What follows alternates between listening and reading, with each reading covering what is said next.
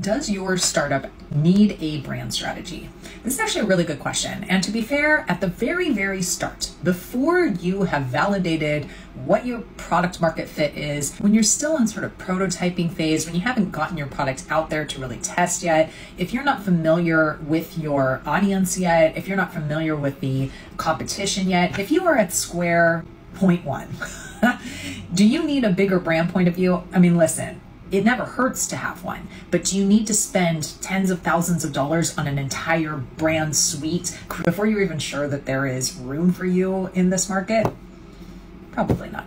Because at the beginning, there's some of that testing the waters territory where, especially if you are a first-time founder, you want to actually make sure that your product has some staying power. Now, that doesn't mean that if you realize that you are trying to carve a niche in what is essentially a red ocean, a really busy industry, that you can't still create a successful business or a successful brand for that matter. It just means that you're going to have to really double down on your brand building game.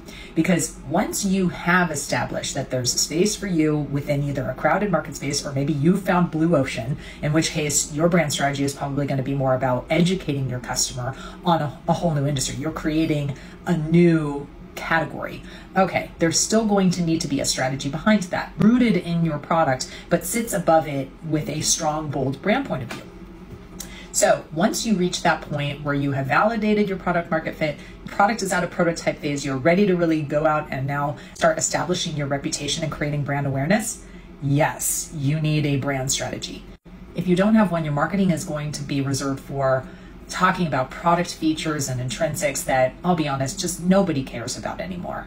If you want to start creating some of that organic traction and you want to start creating loyalty right from the jump, then yeah, invest in a brand strategy.